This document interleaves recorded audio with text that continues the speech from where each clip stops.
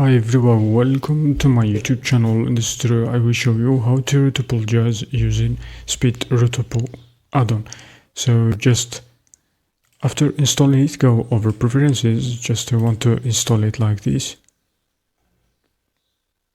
Go to desktop, then Speed Retopo, click to install the add-on. I just have installed it. Then go over here to enable it, Speed Retopo. Over here, check the box to enable it like this, then refresh, go back, hit N key to show this side panel.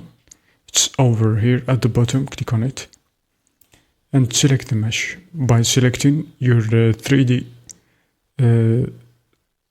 sculpted mesh, is gonna be showing up this menu for the Speed Retopo add-on as shown here.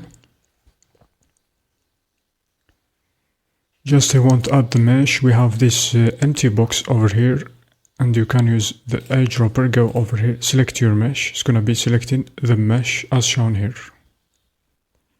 And so let me discuss this user interface just a bit. We have the start Retopo. If you want to start a Retopo, and it's gonna be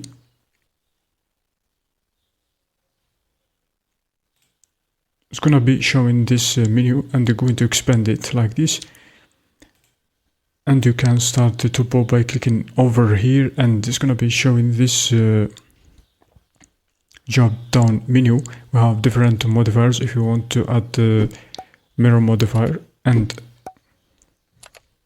to symmetrize your sculpting lines, over here we have shrink wrap modifier. If you want to set the offset and the merge limit for mirror modifier, you can add subsurf modifier. Also have some tools.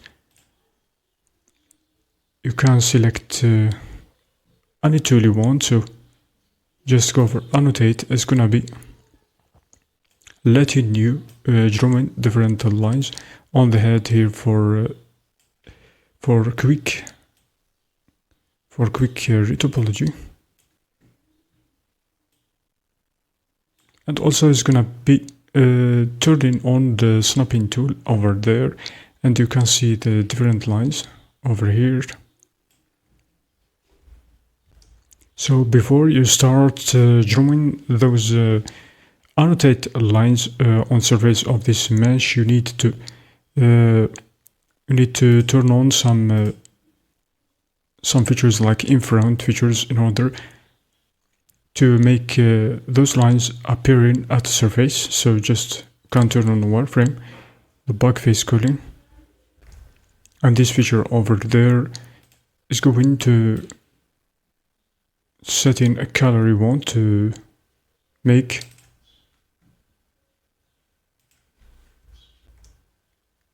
You can start your retopology with the different tools. We have a base surface, and it's gonna be using the annotate tool to draw these lines and convert them to a mesh. Also vertex, if you want to use vertex like this, add in different add in some different vertices on surface and connect them, convert them to a mesh. Also you can use the poly build tool.